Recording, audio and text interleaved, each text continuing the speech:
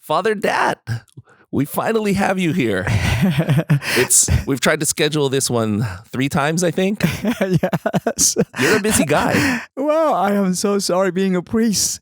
Sometimes you can plan your day as much as you want, and always something happen to beautifully and gracefully mess up that plan. But I'm so thankful to be here finally with you in the pews. Yes. Thank you so much for your patience with me, Rudy. Do you feel like you're the president or something?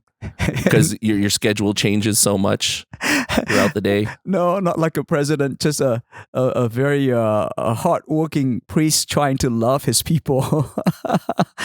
Well, we're glad to have you here, finally have you on the program.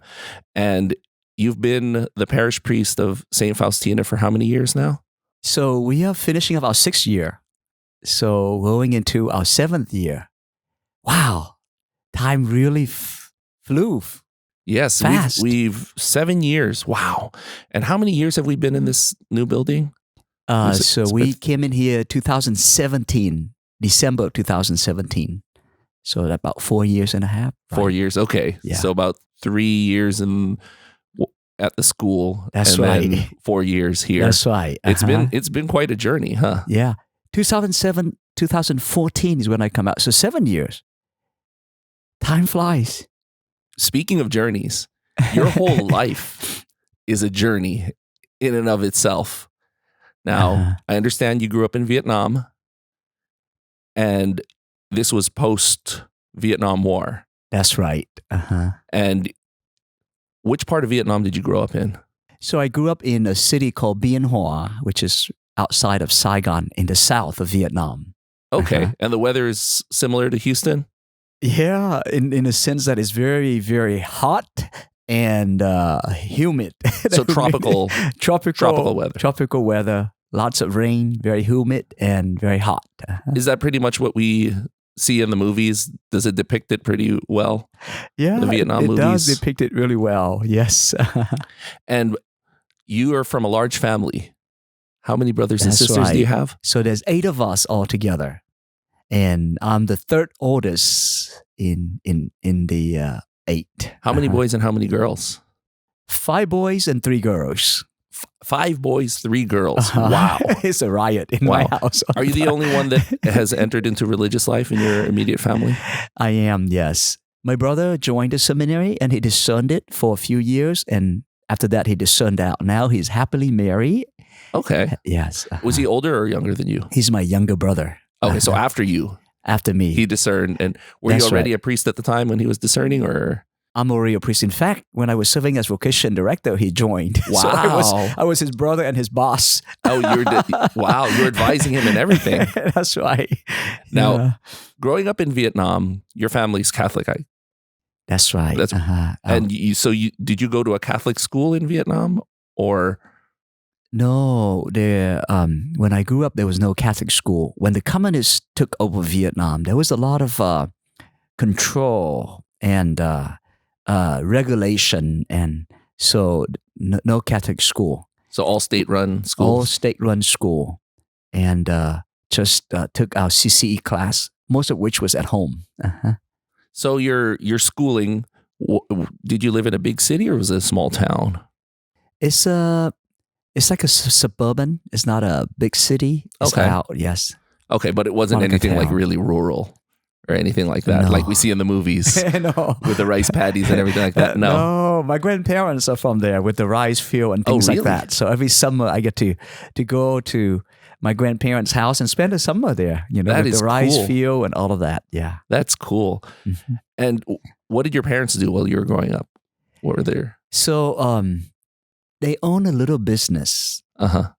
Before the fall of Saigon, my parents has like a little business. My dad worked in the service.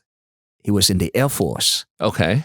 And my mom has a little business selling like a little convenience store, but it's very, very, very small. And after the war, with struggle here and there, they continue to have that little business where they sell different things. Yeah. So growing up in Vietnam, did you always know that you were going to become a priest? Wow, the call is a mystery. But I remember even at a very young age, in first grade, going to mass as a kid. I was so fascinated at the priest vestment. He's always wear those big vestment in different colors. So yes, I thought to myself, I want to become a priest. I want to wear one of those. So I couldn't wait to be a priest, even in my first grade. I went home and little kid, I took my dad's sweatshirt, which is very long, so it looked like an Alp. I put the sweatshirt on, and I took the blankets, put a blanket outside as a chasuble, and I celebrated Mass. And I even had parishioners. So, who were your parishioners? So the way I did it was I saved my lunch money. Okay. And I bought kind of like the red drink, like the Kool-Aid. Okay. The red like Kool-Aid drink, and then I buy these peanut butter waffle, and I invite my friends to come over to see my Mass, and they get to drink the free Kool-Aid and peanut butter waffles. And that's how I build my little parish. We usually have about 3 to 4 parishioners at camp just for that. Now I know why you're so good with your homilies, because you've had practice ever since you were a kid. Since I was a kid, they put up with my little homily, and I celebrated my Mass. Practice makes perfect.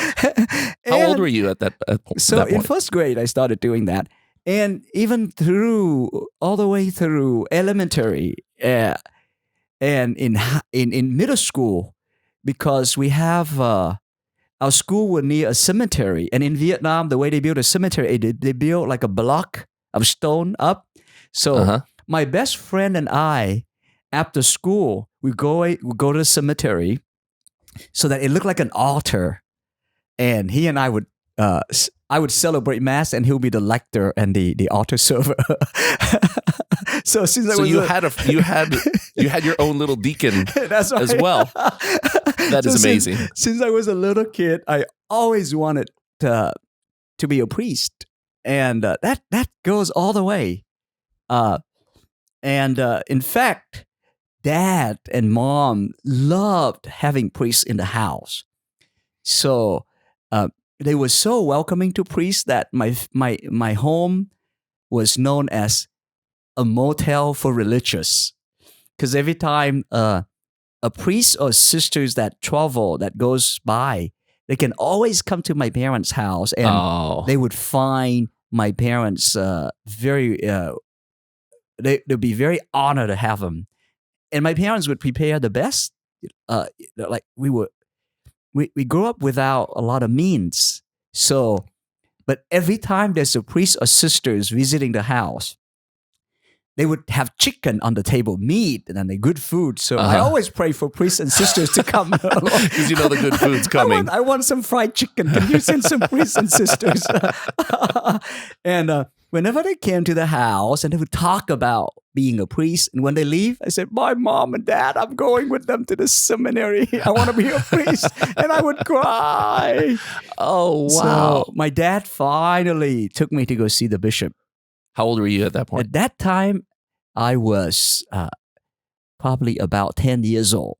Okay. I remember going to the bishop's office. Do you remember his name? I do not remember his name. I have to think about it. He have since long passed. But it was scary. In Vietnam, when you see a bishop, you don't see a bishop all the time. Really? When you see a bishop, it was like going to see the Pope or going to heaven to see God. It was a big deal, especially for a little kid. So my dad drove me to the bishop's house, went to his office, and I remember when the bishop came out, we knelt down and we kissed his ring. We went inside his office. We sat across from his desk, I remember, and I was shaken up. I was so scared because Dad was about to tell Bishop that I want to be a priest and hopefully he'll take me. So I was sitting there, and I remember Dad say, Bishop, my little son here has been celebrating Mass at home. This is scary. I hope he's not committing a sin by blasphemy or something like that. Because he's been celebrating a lot of Masses at home with the Kool-Aid and the peanut butter or waffles. And he said, "Your Eminence, Your Excellency, what do we do? When can he join the seminary?" And I was holding my breath, like, you can take me right now. I don't need to go home with my dad. And Bishop said, the situation right now in Vietnam is so bad. And given your case, working in the Air Force and being in prison after the war, your son would not be able to join the seminary. At the time, you have to be approved by the local government to join the seminary and approved to be ordained. So the bishop said, there is no way your son could join the seminary. So this was well after the war was over. That's right. So he said that you should find a way for him to leave the country.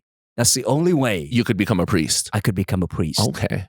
And I was heartbroken because, what are we going to do? How are we going to leave? Yeah, that seems like an impossible task. That was an impossible task. And I remember when we left that office, my dad was riding me back on the moped coming home. I was so heartbroken. Oh. But I started dreaming about leaving Vietnam and finding a way to go. Yeah. So you said your dad was imprisoned. Yes. What's the story behind that? Why was he imprisoned? So after the war, the communists took over Vietnam, the South Vietnam. And they had this, what they call the re-education camp. Okay. Anybody who have worked in the previous regime has to go to this camp where they can, quote unquote, re-educate them in the way of the communist. So I remember my parents tells me, especially my mother, she said, after the war, it was very scary. Tragedy. A lot of people died during the war. At any time, in your town, in your home, family would hold their breath because any time the family can come home with the news that your son has passed. Wow. And when the communists took over, everybody who worked in the previous government knew that at any point they can come and get you to go to the re-education camp or prison. So my mom said it was a tough time because early in the morning before the sun set, he would leave the house and go out to the farm and work there. And he doesn't come home until the sun already set. It was a tough time. Tough time. At that time, there was the first 4 boys. So mom was home and, so husband, because of the situation, he would leave and he didn't come back until at night. And he would live in this fear that anytime they can come and take you. Because of his history of working for being in service with the Air Force. Yeah. Yes. He was an officer in the Air Force. So, but the time came when they asked him to report himself. So he did. And he was in the refugee camp. And so mom was home by herself, caring for the children. And that came, he come back on and off, and later he went, so the total about 5 years that he was. And now I'm assuming that the re-education camp is just, another name for, was he tortured? It was he prison. The second time he was around he was tortured because our family tried, in 1984, the whole family tried to find a way to escape Vietnam by boat. And we left Vietnam. We were on the ocean for like a week and the engine died. And it kept floating in the ocean and we ran out of food and water. And I remember everybody was literally, we couldn't move. We just on the floor of the boat. What kind of boat was this? It's a small, tiny boat. Was it just like a... You know, I was Single a little kid, engine boat? but single engine boat, maybe 10, 12 feet long and maybe 6 feet wide, just a small boat. So the type that people go fishing with. That's right. It's a fishing boat. Okay. And the engine died and we're just floating on the ocean. We don't have food. We didn't have water. We could die anytime out of, hunger and thirst. And I remember we were praying very hard, praying and praying and praying.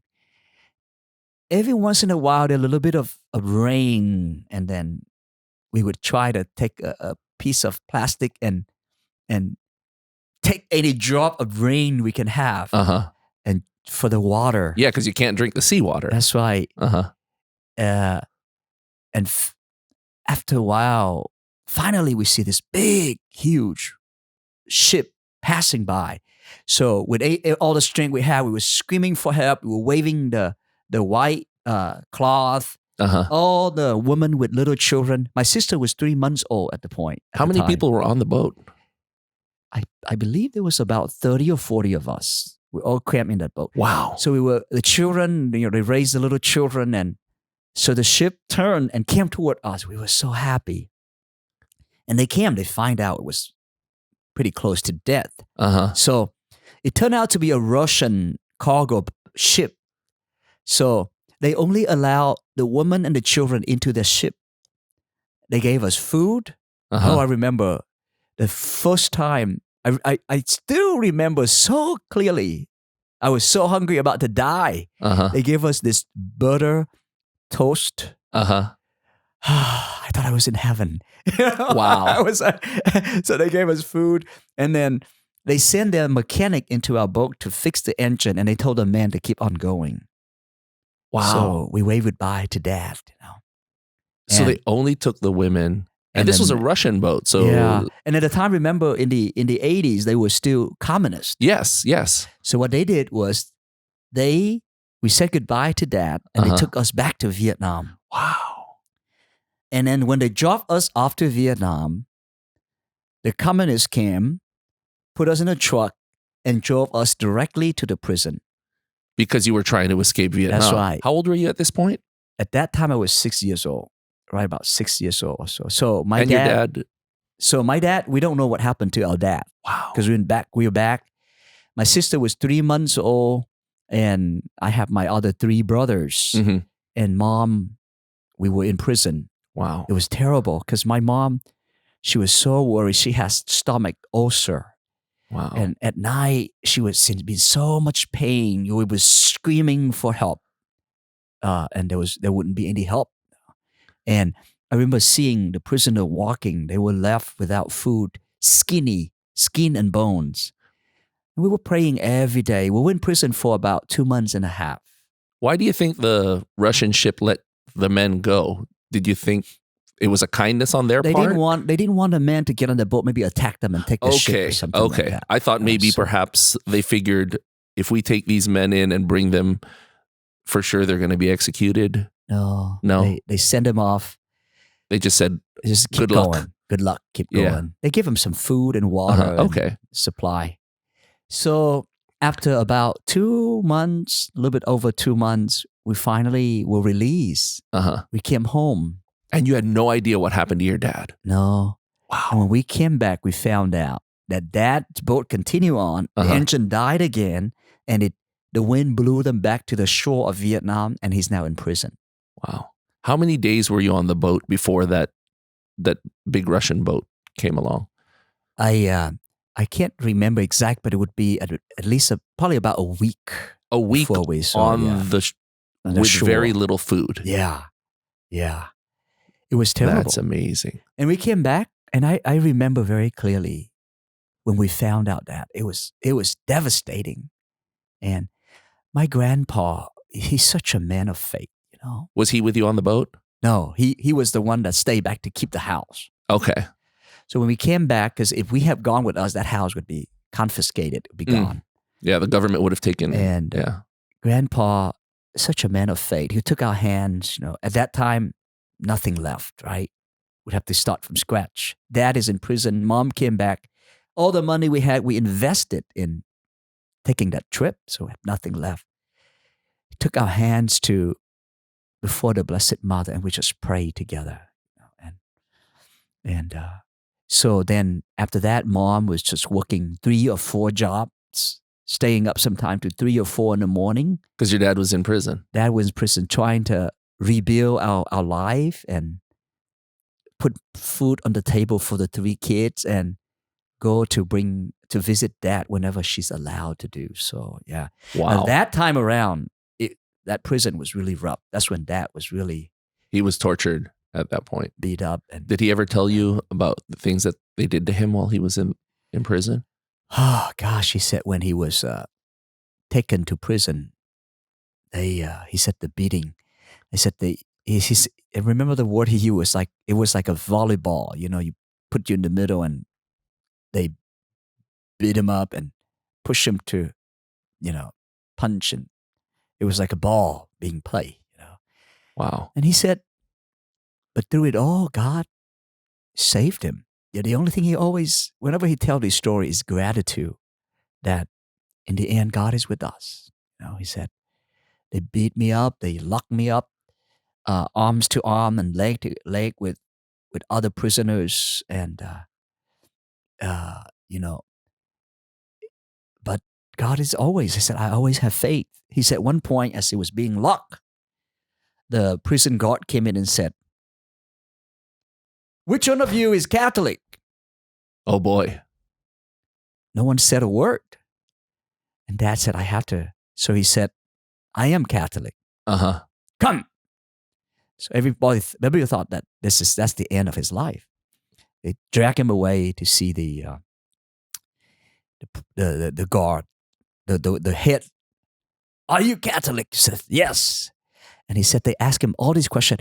He said, I remember the Lord say, when they drag you out before the authority, do not worry, because I will give you the word to say. And he said, just beautifully, words just came out in such a way. And after they interrogated him for a while, they sent him back. He said, miraculously, nothing happened to him. And everybody thought, wow, how is that possible that, nothing happened to him? Yeah. That is a real test of your faith, to be able to say, yes, I am Catholic. You're probably going to kill me. Yeah. Wow. Yeah. But he said, always trust God. Always trust God. And he always be with us. Did he know at this point that you were still alive, that you were in Vietnam? He has no idea what happened to us. Just like we had no idea what happened to him. Eventually, we were able to be connected, and we were able to allow to visit him a few times a year for just a few minutes. Wow. Yeah. That's crazy. So he's in prison. He doesn't know what happened to his family at all, whether they survived or not, whether they were killed or whatever. And there he is in prison, just trying to stay alive, and to have the faith to go on and the strength. Right. Yeah. That's amazing. Yeah. And later we were allowed to visit him, I remember. And my mother, she's a little bitty woman, you can tell from her son. Small in stature, but such a strong woman. I have so much love and admiration for my mother. And when she was allowed to visit my father, you allowed to bring some food to bring it to him. So she would travel for days as a young woman. She would travel for days, and then they would drop her off right outside the wood, and she would have to carry these stuffed food and clothes that she was going to give to my dad, and walk through the dark wood all the way till she finally get to where the prison is. Wow. She said, I would go in and I would see your dad. They would only allow me to see your dad for maybe 3 minutes. Sometimes 3 minutes. Sometimes we don't even allow to see him. Wow. But I just go there, he said, and I gaze and I saw your dad walking out. And I feel, even though I can't talk to him, but to see his sight, to know that he's still alive. Yes. And I come back. Yeah. That's all you can hope for. Yeah. Sometimes. Yeah. That's amazing. And she had to walk in the dark through the woods because they weren't doing any favors. And again, with her faith, she said anything can happen. I was just a young woman. Oh yeah, that's going right. through this. Yeah, the soldiers could have place. easily killed her or raped her or Anything something could like have that. happened Yeah. to her. Yeah, but he said God was always with us. Eventually, she was allowed to bring others with her. So my brothers and I, we were able to take turn to go with her. And I remember I went with her once. It's a long, long journey that took days to get there. Wow. And when we get there, by the time I go, we were able to literally have Dad in this little room, maybe 5 by 5 feet. Came out and we give him the stuff that we brought with us. He would hold me, he would kneel down and hold me on his lap and, would love me. And the only thing I remember at the end, Dad said, so Dad, you go home first with Mom and Dad will come home later. And I came home very excited. Oh, Dad's going to come home soon. But it wasn't any time soon. It was a long time. Yeah. And he would say that each time, huh? Not knowing whether or not he'd see you again. That's right. Wow. And when you saw him, did he have bruises or anything? Any signs of the as torture? a child, I don't remember. All I remember was Dad was there. I was you were just happy to see him. So happy to see Dad. Wow. And he always put on a smile for me. He was always smile and happy. And Mom just stood there, watch us. It's a precious moment when we know that love. Even distance and prison cannot stop our love for one another. Did you have any friends or relatives that went through a similar experience? Oh yeah. Was it really common? Of course, Dad's best friend was also in the service. Went with us on that trip, and he went through the same thing. And my mom and his wife also, they go together to visit because they were in the same prison. My uncle was also, he worked in the secret police force, and he was in prison for 8 years. Wow. His story was sad because he came home. I remember he came home when he was released finally after 8 years out of prison. He went to see his dad, which is my grandfather, who was living at my house. And I remember when they met each other, every night at home, my grandpa made us pray the rosary together. And at the end of the rosary, we always say 3 special Hail Mary for my uncle who was in prison, for my dad, that they will quickly be released, right? My uncle and my dad. And for my uncle, Father John, who have left Vietnam. When the communists took over in 1975, he got on a big ship and was able to leave. So we always pray for those 3. I remember by name. And when my uncle finally came home, I could see my dad came home first, and my uncle was in there for 8 years. How long was your dad in there? My dad was in a total of 5 years, but the second time around, 2 years. Okay. When my uncle came home, gosh, I could see the joy. I like my grandpa and him, they embraced. And we could see that joy, that, wow, finally you're home. The relief for you. Yeah, and he came home to his family. Unfortunately, 2 months after that, he had an accident and he passed away. It was just sad, tough. Tragedy of war, it brings a lot of suffering into our lives. Do your parents have any other brothers and sisters? Yeah, they do. Are they still in Vietnam? Some of them are still in Vietnam and some of them are already here in the United States, my uncle and aunts, yeah.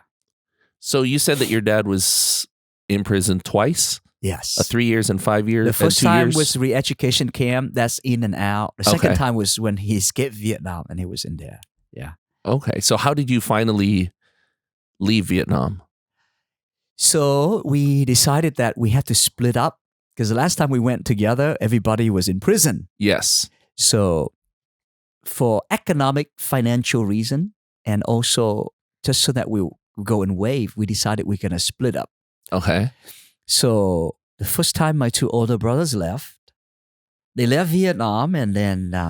were they alone together? They were with their cousins. And so they left. They arrived safely to Thailand. You go from Vietnam to Thailand or the Philippines or Malaysia. On a boat. Where the refugee camp is. And from there, the U.S. ambassadors come and interview and hopefully you get the visa to go to the United States. So it's the same kind of boat, that single engine, those fishing little type bitty boat. Okay. So my 2 older brothers left, and they sent back a letter and said, "Hey, we safe and sound. You're lucky you were send able the to next get group." So wow. then when the opportunity arose, then my younger brother and I was 12 years old and he was 10, together with my aunt and 4 other cousins. Okay. We left Vietnam. Same. By this time we go from Vietnam to Cambodia because the distance on the ocean from Cambodia to Thailand is a lot shorter. Okay. And then from there we catch the little boat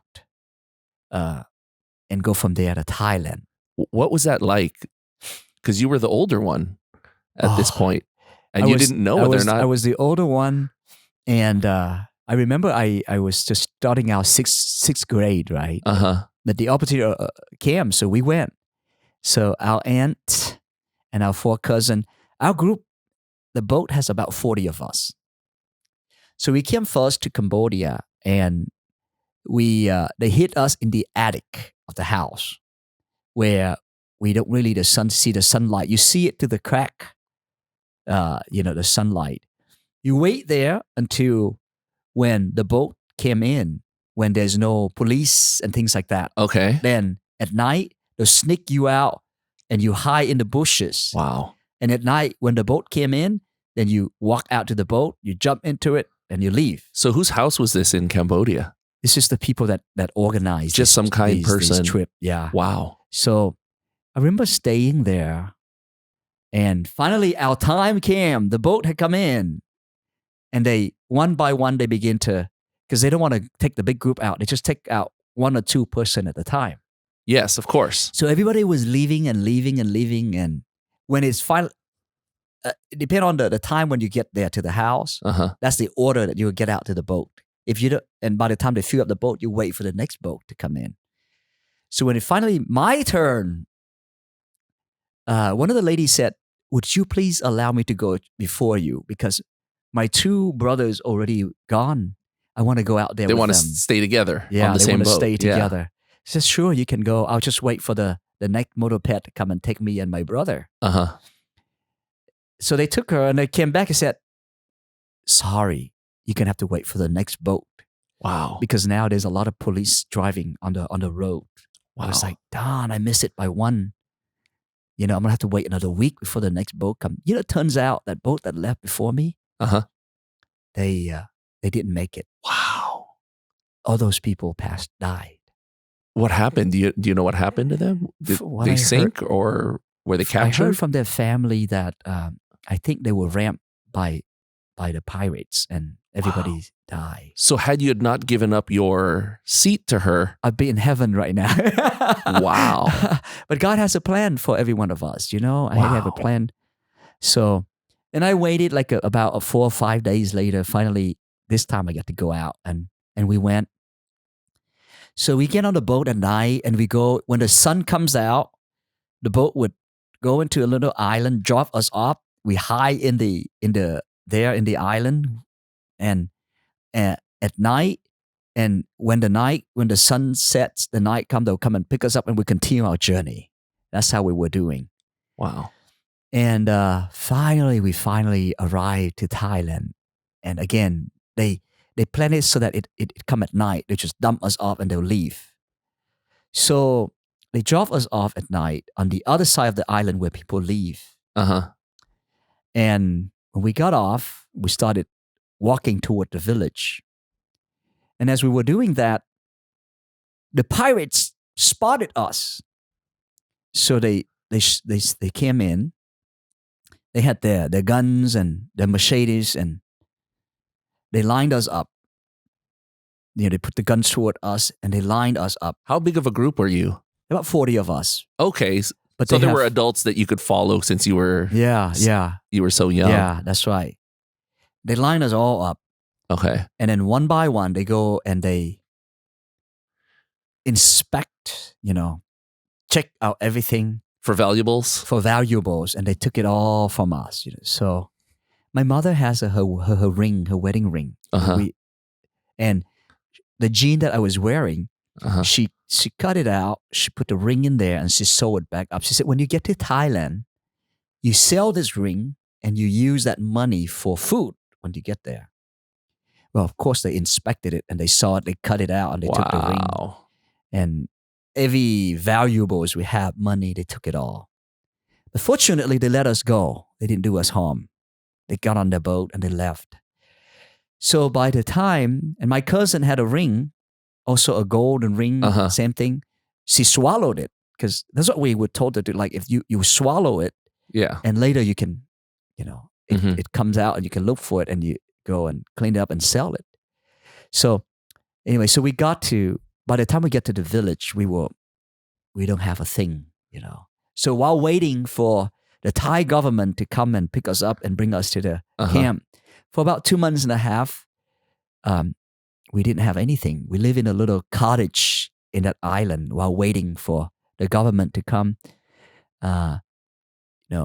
For about 2 months or so, 2 months and a half, we were going and like a beggar, every day we wake up and we go down to the Thai village, usually around meal time, at lunch or during dinner time. And we ask for food. A lot of time they would have the dinner and with the leftover, they'll call us in and we'll go inside and eat. I remember Thai food is very spicy. I remember with my cousins and my brother, we would go and we, after the meal, they go and we go and we're so happy we have food. And talking about Thai food, we would go in, we have our food. And it was so spicy. We were eating. It was so spicy, like our nose would be running, and then we were like crying. Oh, this is so spicy. But the food we were so hungry. The food was so like, wow. That's how I learned to eat spicy food. From your experience in Thailand. From my experience in Thailand, and occasionally people would give us a bag of rice. A few Thai, they call it bath.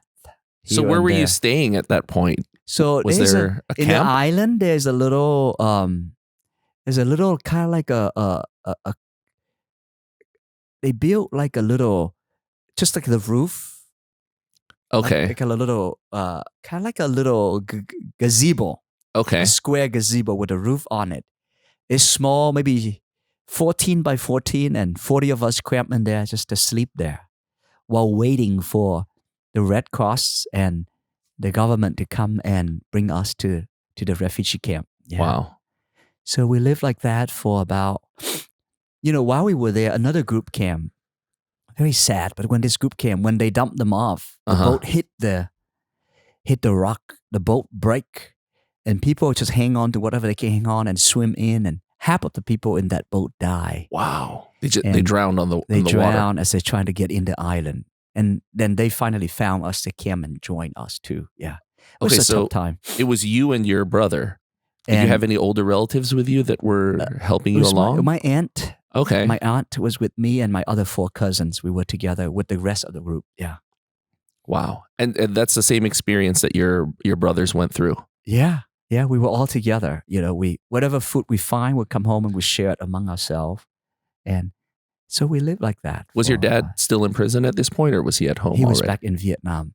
Now, back in Vietnam, Mom and Dad was waiting for the news from us. Because my brothers went and soon they got the news back. We got here safely. We're all right. Wow. For us, we have no connection with the outer world. And Mom and Dad at home thought that we have died. They had no idea what happened to you. They had no idea. Especially if the news of that previous boat got to them. Yeah. And they never get the news from us. So in their mind, they thought they have lost their children. Wow. Every day they were praying for us. Wow.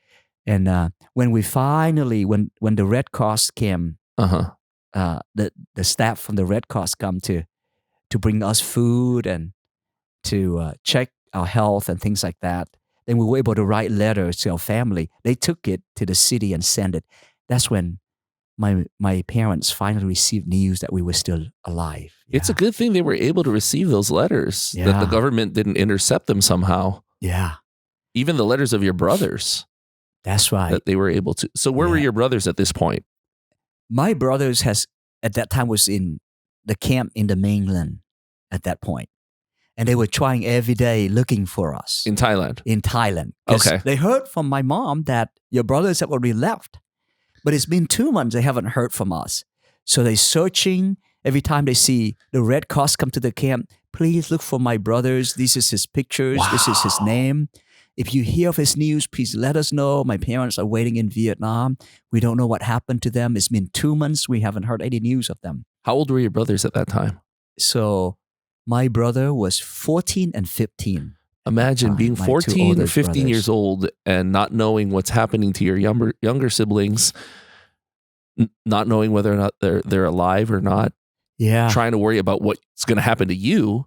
And then at the same time, your parents in not Vietnam, knowing. whether or not your dad was going to get put in prison again. Yeah. That's crazy. It's tremendous suffering. But when you're in it, St. Paul say that God will never put us in a place without giving us grace to live it. So when you're in it, you just shift to survival mode, and God is with us. We pray the rosary together every night. And I just remember, even though it was tough, but I was very close to the Lord.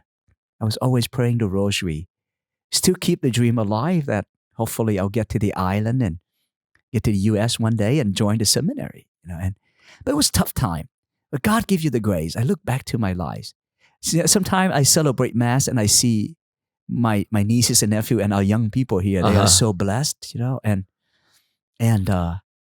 I thought to myself, I was at the age when all of this happened. How did I survive that? But when you're in it, God give us the grace. If we are faithful, if we just with Him, God will always carry us through. Always carry us through. Because that's all you have to lean on. Because you had nothing. Nothing, absolutely nothing. You have the people around you, and you have God. And I learned. And you learn so much when you go through difficult time. Yes. I remember you go begging for food, but you don't get food all the time. Wow. So that one day, it was not one of those bad days, right? I went and begging for food, and the evening was setting. It's time to go back to the place where we live, and we had no food. And you hadn't eaten all day. No, and I was worried about my brother, my aunt, and my cousin, So usually I'm pretty lucky guy. My aunt still tell us Teresa passed away a year ago, that of all the cousins, Dad always has luck. I always bring home either some money or some food. For some reason, we had to split out to go and try different spots. Of course, increase your chances of getting something. Of getting food. And somehow I tend to be the luckier one. So that day I came home without anything. And I remember I went in, and then cousins, and we would come back, and Aunt sits there and said, "And did you guys have any luck today?" No. And she had a plate of food, and it was like, God, thank God. She said, "Eat it." Wow. And we were so hungry after the whole day. We just like that. We finished the plate, and we were so thankful that she had the food. And later, when I walked out, I saw her sitting under the tree far away, and I walked over. She was crying. She wouldn't tell any of us, but I went over and said, "Auntie, are you all right? You're crying." And she told me, "I haven't eaten anything yet." Wow. She gave it all to you. She gave it all to us. I was so moved. I mean, things like that, when you're suffering, you experience sacrificial love, strength, grace, that it's a lifelong lesson that I carry with me forever, even in my life as a priest. But even in our suffering, it's like the disciples on the road to Emmaus. God walk along with us, but sometimes our eyes are prevented from seeing Him. But there are moments of grace when suddenly our heart is burning within us, and we recognize Him. And those are the moments, as I look back, that I recognize God's love all along, always walking along with us, giving us the grace, being very, very close to us.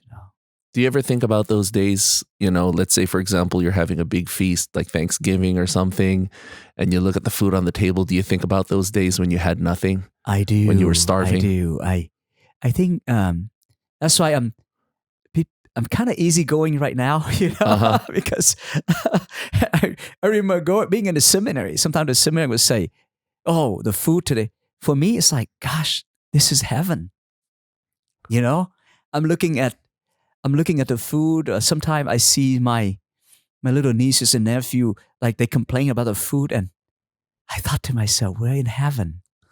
Here as a priest, some people bring us food. I said, Father, Dad, I hope you like it.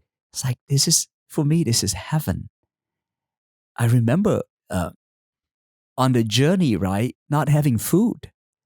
And I remember on the journey, we were so thirsty. When we were in the island, walking to the village, we were so thirsty. And I remember when we finally found the rock, like after the rain, water have it has that little rock. The dew on and the, you can literally see these little creatures swimming in there. Oh, wow. The thing that become mosquito. Yeah, the wrigglers, yes. Yeah, but you were you just drink that. Wow. And right now when I see our table have a lot of food, and yes, I always think of those moments. I think of, we are so blessed because as we're talking right now in this world, there are many children. There are many, many people who are hungry, who are looking for food out of the dumpsters. If we only step back for a moment and see our life is so absolutely blessed, And I think going through those moments really make me appreciative of family, the fact that we could be together. Yes.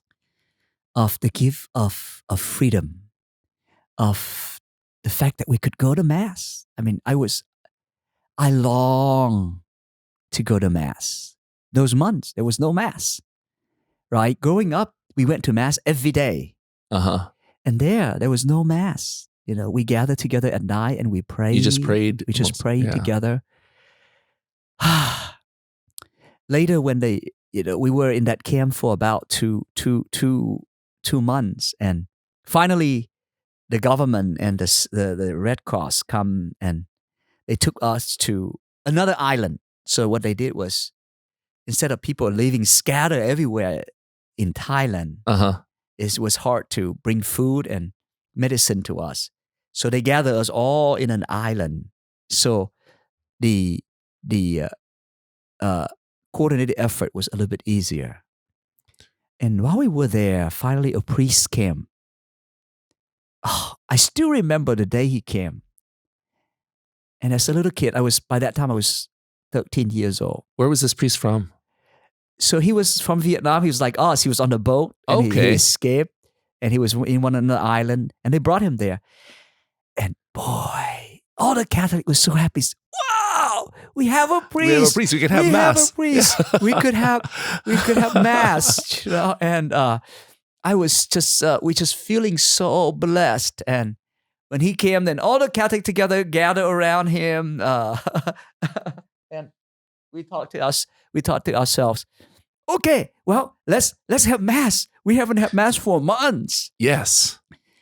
So we talked with the staff of the Red Cross. Could you contact the Archdiocese in Thailand and bring us some host and wine? And they said, sure, we'll do it. In the meanwhile, we got together and we pitched in little tops and things like that. And we would cut the trees and we built a little chapel. It's a small chapel. The people who know how to draw, people who brought holy card, we would draw the image of our Blessed Mother, of Saint Joseph. We take the wood and we make the cross. We build a little altar. Wow. And I just remember the first day we had Mass. I was so happy. It's been months since I have Mass and the Eucharist. And we were absolutely overwhelmed with joy, sitting there in this little quote-unquote chapel. It's just basically on top of it with the altar. And he celebrated Mass for us and he gave us the Eucharist and we were so happy. You know, now that we talk about it, maybe God had a plan for me to start this Paris and from scratch the community, because he already prepared me when I was 12, 13 years old. You had that experience already. Without a church, without an office, without nothing. But there was so much joy. When I came out here to start St. Faustina community, Sid Cardinal gave me a letter and he said, go. There's no house, no office. I was scared, but I think God prepared me for that. Now that I look back, because we didn't have anything in the camp. Wow. And once we have the priests, we just gather around. We had the mass, and we had the community, and we were nurtured by God's grace.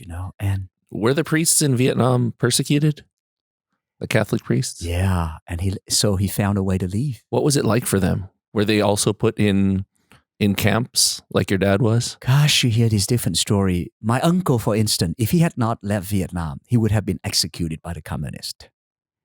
Some priests work as a chaplain, dealing with bringing communion to celebrating mass for the soldiers and things. Those priests, some of them were taken to prison. Some of them died in prison. Wow. So depending on what they did in Vietnam, before.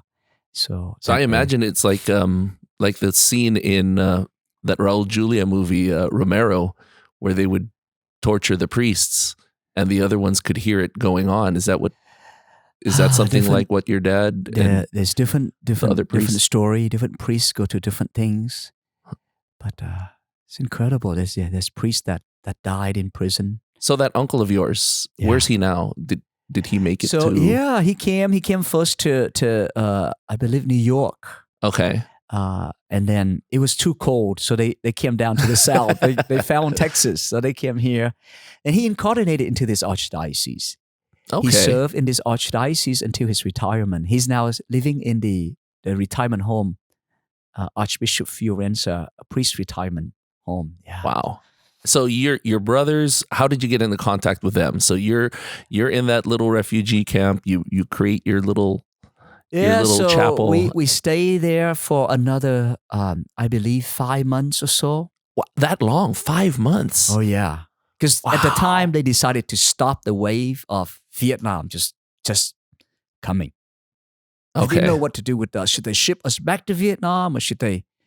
So they didn't want to bring us to the main refugee camp that was pretty crowded. Oh. And who was running the refugee camps at this? So they sent Thai soldiers to come and kind of guard us. And they elected like the camp leader. Okay. And the Red Cross would bring us food. They would come twice a month, bring us canned food and things like that. Is this a Thai Red Cross or from other countries? It's a United U.S. Red Cross. United Nation. Yeah. United Nation. They came and they bring us food and medicine and things like that. So very grateful to that. So after we stayed there for 3 months, they still haven't really made a decision yet, but it was so hard to bring it out to an island because they had to get there by boat. So they brought us to a place called Ban That, which is the border between Cambodia and Thailand. Okay. They brought us to this wooded area, and they give us, they kind of clean up the place for us, and they'll supply us with hammers and nails and machetes and give us materials so we can make these kind of like these leaps, bamboo houses. Okay, like little huts. Huts. Yeah. So we lived there for another year. A year? Yeah. You and your brother and your uncle and your cousin. Yes. For another. By that time, there's a lot of refugees that they brought in from all over Thailand. Because they didn't know how long you were going to be there. So that's right. Now, again, the story of fate. Like God is always. When we got there and we said, we got to build our church. See, fate is so amazing. Everywhere we go, right? We said, we got to have our church.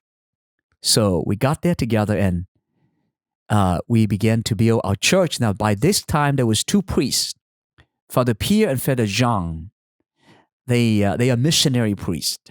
Okay. They come in to be with us. Where are they from? One is from Switzerland and one is from France. Okay.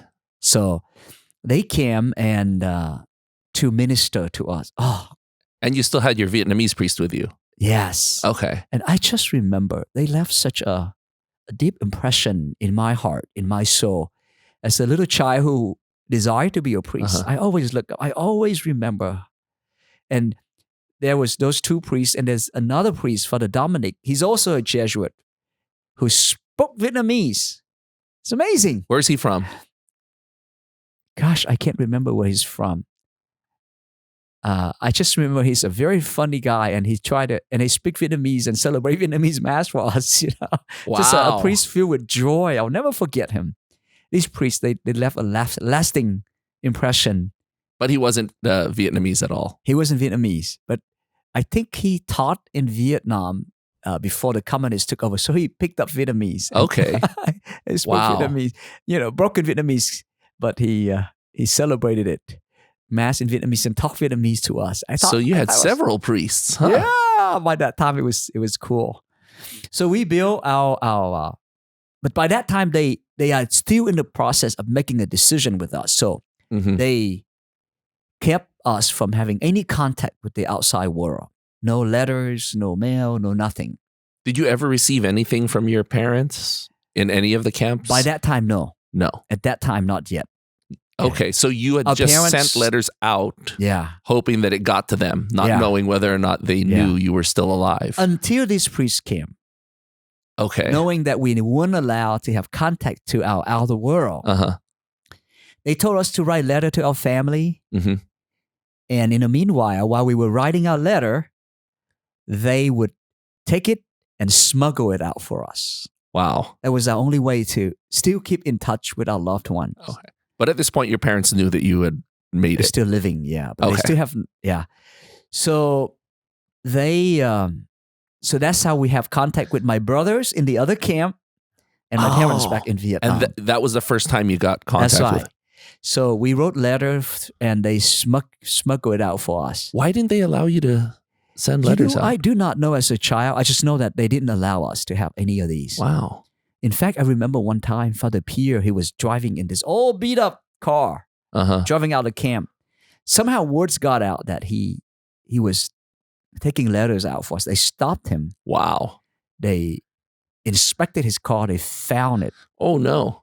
And this poor priest, they made him crawl on the ground. I just remember that for doing that. It was just, they were rough soldiers in there. They were very rough. I wonder why they...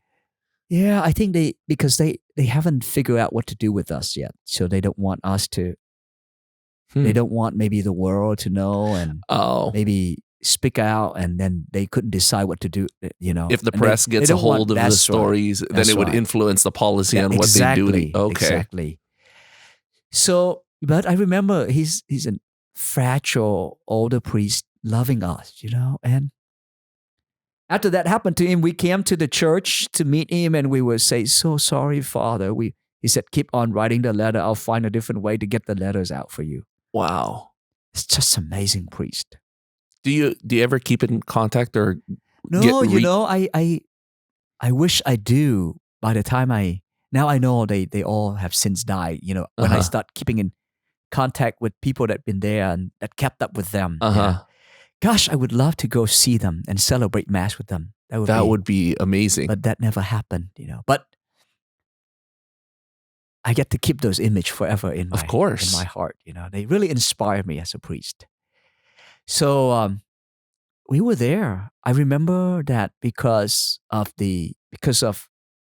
where we are is in the border between Cambodia and Thailand. And they have groups that would fight each other all the time, and we find ourselves caught in between. Really? So in the middle of the camp, every once in a while there was be explosion and fire going by, like in the middle of the night, fire would come up and we would jump up and would hide under our bed. Like gunfire. Yeah, gunfire. And then we would dig. A lot of people would dig like a shelter. So when gunfire happened, we would jump into the like foxholes. Yeah. Wow. And hide there so that we don't get killed by Why were they fighting? It's right in the border. So wow. we were in the border. So you think you're safe. No. You think, okay, we're fine. We're in a refugee camp. We've got, but so you're we don't still in danger. know. Anytime fire can happen and we might get a bullet and die. Did that happen a lot? It happened to some people. So we were scared. We didn't know if we're going to wake up the next day alive or not. And whenever there's fire that broke out, nobody comes to the camp. You have these staff that come in. Nobody comes. Because it's not safe. Yeah. It's not safe. But I still remember those priests would come, show up. And we would know that people still know that we're safe. Wow. That we're here because the priests were there. Wow. I remember one time when we had, now this time around when we build a church, I immediately volunteered to be the altar server. And they accepted me. I was the first altar boy in that camp. That's amazing. And I remember we had to set up for Mass as an altar boy. And Mass start very early in the morning. That one day, I leave probably about 10 minutes walk from the chapel, right? So I woke up one day, had my little flashlight, and I was walking by myself as a 13 years old boy in the dark, finding my way to the church. And I was there first. I was alone setting up. I love setting up for Mass. Altar server, we were in charge of setting up for Mass. I put the wine out, put the book up. And I remember whenever I put the wine on I always say, Lord, right now, I'm setting this up as the altar boy. May I become a priest to set this up as a priest one day. I always say that little prayer. Really? I love being a priest. To yourself. Nobody else knew that you were doing that. Wow. So I remember that morning, it was dark. Got there, I set up, turned on the candlelight. All of a sudden, all the fire. I literally see the fire. Yeah, you could see the bullets. Yeah, because they're hot. You could see. Yeah. I was so scared, and I hid under the altar. And I was like, oh, I'm going to die. Nobody's here with me. And my aunt and my cousin, my brother is still back in the house. They won't come to church until later, but now they're not going to come. And here I'm stuck by myself. I'm scared. And I hid in there for a while. You were alone? I was alone in that church. And fire was like right in front of the church. Wow. I thought, this is it. I'm going to die. So I was so scared as a kid. I lie, the altar has the big cloth. I hid under there. You were hiding for safety under the altar in that little church that you... Yeah. And after a while, Father John showed up. He went in there with me and he hid under there with me. Wow. And when fire ceased and the sun comes out and fire ceased, and he brought me back to the office, and another person came and he told that person to walk me back home. How old were you at this point? I was 13 years old. 13. Yeah, it was wild. Wow. Wow. When I think about problems that 13-year-olds have now compared to I know what you went through. every Sunday I look out to my teens, some of them, whenever, what breaks my heart a lot is whenever the teen tell their dad, I don't want to go to church. I don't want to go to Mass. It's like taking a knife and cuts to my heart, like I was 13 years old and I would die to go to Mass. And they have this opportunity every Sunday to be in the Mass with beautiful music and praise and worship, and the Lord is there. And they said they don't want to go to Mass, and their parents' hearts are broken. But the parents have no idea. When I hear that, it's like my heart is really broken. And I thought to myself, gosh, only you knew what you missed out. Yeah, it's what they're taking for granted. I thought when I was their age, I thought I was heaven when I had that Mass. Because you had gone for months without Mass. And even with all those shooting, I'd go to Mass. I still go up in the morning to go set up. Wow. Because I want to be at Mass, and gosh, I thought, I would say, and, with confirmation, sometimes they said they don't want to. And my heart just breaks, I said, gosh, only you knew what I've gone through when I was your age, just to be at Mass. Gosh, the sacrifices you would be so that you blessed. had. I really believe all my life, as a priest, if we only knew The saint would tell us this, what we have at the Eucharist, we would risk our life just to be there at Mass every day. Wow. If only we knew what a gift it is in the Eucharist. Gosh, we'd drop everything. We would drop everything, even risking our life to be there for Mass. We're so blessed to have that. And that's what concerns me is, like you can have persecution, you can have gun and fire, but the secular world that is distracting and pulling us away from God. Mm-hmm. And the danger is if it's in your face and persecute you, you stand up for it. Yes. But the world is like quietly distracting and taking us away from God. And we're not careful, we become secularized. And we forgetfulness, Because it just Jesus said, chips away little by Jesus little. said, do this in memory of me. We have to keep his memory alive. Faith, grace, God, his love is so real. And sometimes, unfortunately, we take them for granted. But we have no idea. Right now, as we're speaking, there are people all over the world who would walk for days just to be able to be at Mass in the Eucharist. And they walk for days back. There's people who now going to Mass would risk their life, could mean that they would die. Yes. And here we are. Sometimes we take that for granted. And it breaks my heart. But I pray. That's what I do as a priest. My number one job as a priest is when I look at St. John Vianney when he goes to a parish and we encounter people that don't go to church or don't pray. He said, if they don't, I'll do it for them. So that's what I do. I pray. Yeah. I go to adoration for whenever mom or dad told me my son or my daughter don't want to go to confirmation, don't want to go to class, don't want to pray. So I said, Lord, okay, then I'll do it for them.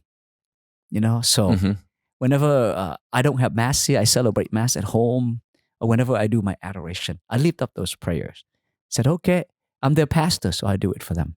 Your brothers, when they were in their camp, were they able to attend Mass? Were there priests there? They were in the main camp. They do have chapel and they have priests there. So. Oh, they have an actual chapel, not a makeshift one like the one you had. They got it better off than I do. No, eventually my brother was accepted to go to the United States. Okay. And how does that happen? How do you apply for that? The U.S. come and they interview you. Okay. Now, my father, because he worked for the U.S. government, so we left for political. We were considered asylum higher seekers in the asylum, so higher in the order of being accepted. So, my brothers, my dad would send us those paperwork that he worked in the government and he fought with the Americans and so. My brothers was accepted and he went. And after they left, then we were in that camp by the border for, I think, almost a year. Then they shipped us to the camp where my brother was. Oh, wow. It's the official camp. I was there for another 6 months or a year before we were interviewed and taken to the United States. Yeah. Well, that must have been a wonderful reunion. Oh, that was, I remember the day when we were reunited here in the United States with my brothers. So you weren't reunited yet in that camp? No, because they went ahead and to the U.S. by the time we get to the camp. Oh, yeah. So you just missed them, huh? Yeah, I just missed them. So yeah, the reunion was beautiful. So you had to go through the interview process as well with your younger brother. So it was another almost a year before I finally came to the United States and see my brothers. At what point were you able to get into contact with your parents? So once we get to the so when we were in the camp, we had the letter with our parents through the priest. To the priest. Then once we get to the official camp, then you have your own mailbox and things like that. That's when it was official. Then life was a lot better then. When you got to the main camp. Main camp, yeah. And then your brothers were already on their way to the U.S. And they were already in the United States. So they sent us money, and by that time, life was a lot better. Where in the U.S. were they? They came to Houston because my uncle at the time was already in Houston. Oh, the priest. Yeah, the priest. So okay, so he helped them get started. And they were, how old were they at this point? So by that time, my brother, so I was 13, I was 14 the whole time. It took me about almost 3 years to get to the United States. So it was about 14. My brother would be 16 and 17. Yeah. How did schooling work while you were in the refugee camp? Was there school? Yeah. We have, when I get to the refugee camp, because I don't have my parents with me, so they put us in what they call minor camp. Any kids who are 18 and under live in a minor camp. Okay. So there was a group of just children without parents. We live in that. Wow. It's called the minor center for minor who are under 18. And there they have their own cook. And so we live with a bunch of, they have 2 big rooms. The boys all live in one room, and the girls all live in the other big room. It's like a center. Okay. And we have our own kitchen. And so they would bring in people to teach us English, not really class, but more like English class. Okay. So they teach us, I remember learning to count 1, 2, 3, 4, 5, 6, 7, 8, 9, 10, and learning some vocabulary. Was it just English? Were there any other subjects? Yeah, they taught us morality. They taught us different things. So you had like science and... no, we didn't have that luxury. Yeah, we didn't have those classes. Just basically English class. Wow. Mainly, yeah. I like how you say it's a luxury. Oh, yeah. To go to a science class. Thing, right? Education was a luxury, That's another thing. I mean, our children has the best schooling in the world. And when I look at them and they don't want to study, that's another thing that breaks my heart. Boy, because, when I was in the camp, you can't, there's volunteers that come in and teach English and, and try to learn. And how much I want to be in class. Oh, well, and eventually we did have class because the people in the camp who know math, who know literature, they taught us that. Now I remember it. Yes, we did have classes. And I was on cloud 9 taking those classes. Wow. In fact, I remember it now. I was, I did pretty good. I love studying. So when the classes was open, I jumped right in and I studied. And I was back in old day during that time. I was quite bright. I studied really because I just love studying. I did really well in classes. I was always top in the refugee camp because I was so happy to be able to go to class. Well, you don't realize or appreciate something until you lose it. Yeah. So you were without school for such a long time when it actually happened. That's right. Going back to class. So eager. So, yeah, I remember. I love English. I love reading those poems. Love taking those math class. Yeah, I remember now. That's another thing that breaks my heart. When these little young one, they don't want to go to school, or it's like, and it's like, gosh. Well, after the pandemic, now I think a lot of kids are dying to go back to school. The ones that are stuck at home. So that may be a blessing in disguise. We come a little bit to a deeper appreciation of relationship, right? Yes. How much we need one another. Yes. Do we? That's why our faith is so beautiful. A lot of people say, why can't we just pray at home between me and God? Because faith is not just vertical between me and God. It is between us and God and seeing God in our brothers and sisters. We are a body of Christ. As St. Paul said it, when the foot hurt, we can't just say, it's just my foot or my tooth hurt. I'm not hurting. When one suffers, we all suffer. That is why we come together on Sunday. It's not just about me. It's a communal thing. It's a communal. I come here not just for myself. I come here for my family, for my church, for the world. The Mass that we celebrate, it's just not for us. We're there to lift each other up in prayers. We're there and we look at each other. We're there. My heart is breaking. I'm hurting. And I look out and I see I'm not the only one who's hurting. Yes. Other people are also wearing masks. Other people are going through a hard time. Yes. Other people have lost relatives and friends. Ones. Yeah, I'm there for them. We are a community. We are the body of Christ. And we lift this up, all of this up with the bread and wine, which become the body and blood of Jesus.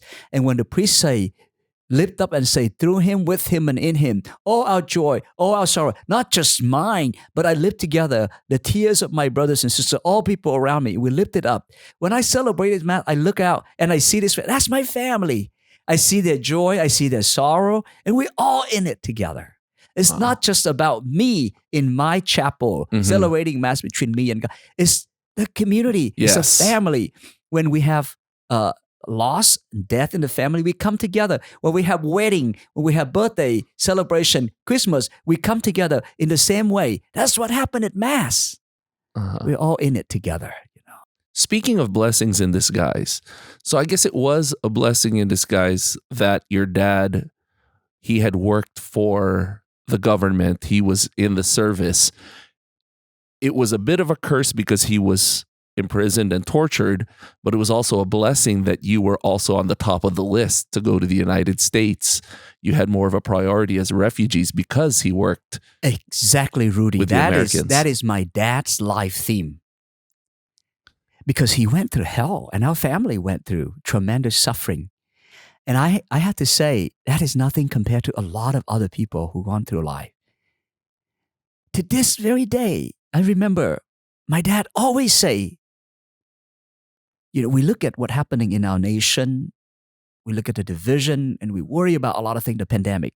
But Dad always tell me, even when my dad was going through his quadruple bypass surgery, and I was in there praying with him, and he was opening up and talking to me, and all he said, Dad, all that suffering we went through, including the Vietnam War, even with the fall of Saigon, the communist takes over, the persecution that we went through religiously and politically, without all of that, we wouldn't be here today. He said, I was in prison all those years, but without those years in prison, our family wouldn't be in the United States today. Exactly. Because of those imprisons that I was able, through Senator McLean program, that I was able to, through that program, come here and we are united here. And now you're a priest. And you're serving so much of God's people. And Dad said, God always has his plan. Sometimes not like the way we think.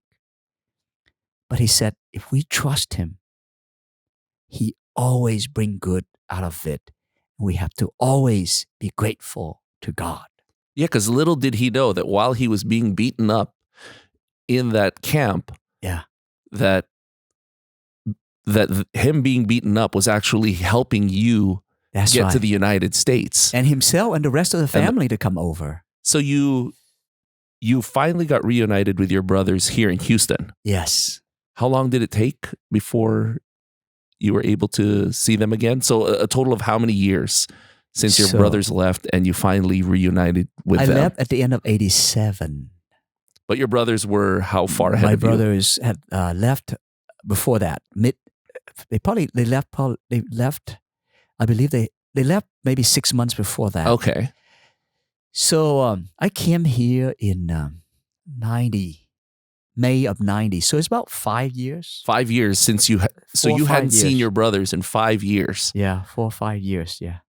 Wow. We finally united. So you were a little kid, and then by the time you saw them, you were already into puberty at that point. Well, you're a little older. No.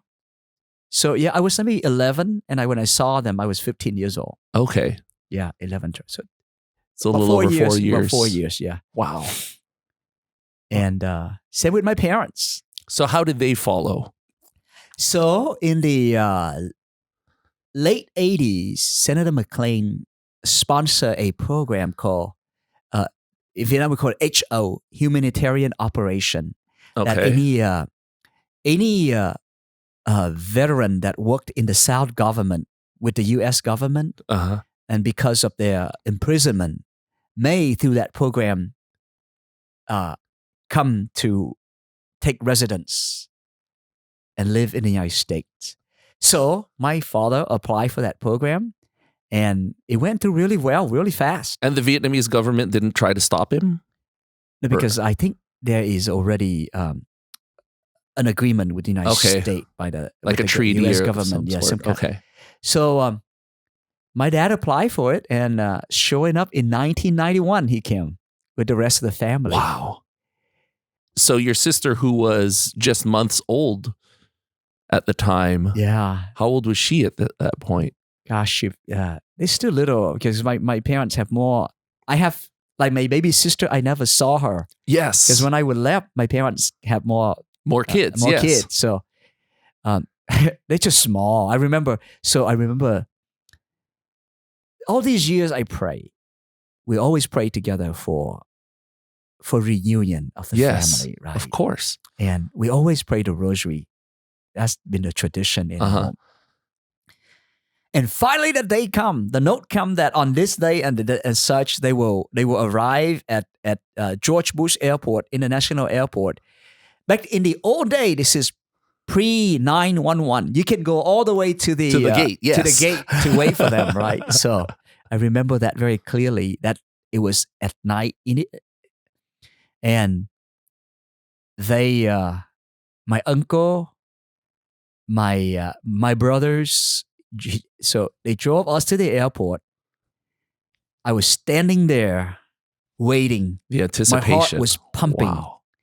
In the old day, you don't have FaceTime. So you haven't seen their face in a long time except through pictures, yes, right? Yes. There was no internet like we do nowadays. So you couldn't send those digital image pictures. So you haven't really seen them except through those photos that you sent in the letter. Yes. I was anxious. My heart was pumping. And finally, the time came. The time we've been praying for, we've been waiting for, and we haven't seen each other for years. In the older, you don't even talk on the phone because you go to the office. It costs a lot to talk on the phone. So the phone wasn't like today, cell phone, right? So the long distance calls. You haven't talked except for through mail, right? My heart was pumping and pumping and pumping and pumping. And then people was leaving the airplane. And finally came mom and dad with their suitcases. The little baby in the arm. And all these little ones, like how ducks lining up and going. I remember they were so small. Your other siblings coming along. Coming out. They were all can small imagine the tears. Oh gosh. So I just remember seeing them. I was so happy. I mean, I can't believe it was real. You literally have to pinch yourself. Yeah. Is this real? After all, here we are. Dad talking about tears. Dad went through hell in his life. The night when I left, Dad called me over and said, Dad told me, Dad, you're going to leave Vietnam by boat with your younger brother. I need you to be the strong one for your brother. And Dad said, you have to be strong in your faith. And life will be hard, but you have to be strong. You have to be strong. He said, you don't cry. He said, he told me this saying that a man rather die standing than kneeling, and you don't shed your tears. You lose your head, but you don't shed your tears. The strength, And I don't see all my life. I remember up to that point, I haven't seen my dad cry yet. And I kept his word. I stay very strong through those years.